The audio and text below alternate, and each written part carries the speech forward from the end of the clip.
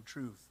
They allow logic rather than truth, reason rather than truth. I think 100 years ago, about in the early 1900s, late 1800s, philosophy of German rationalism came across the ocean to the United States and began to sweep across the religious institutions of our nation.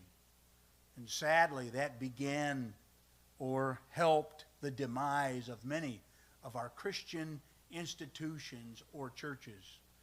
You know, Methodist churches used to preach the gospel. Even in this county, there were Methodist churches all over the place, and there are some still in our church that can remember the old days when there were revivals all summer long in churches all over even this area and, of course, all over the country.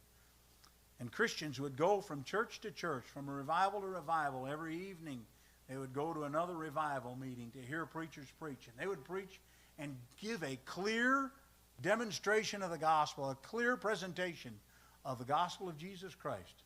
Salvation by grace through faith. That must have been a wonderful time.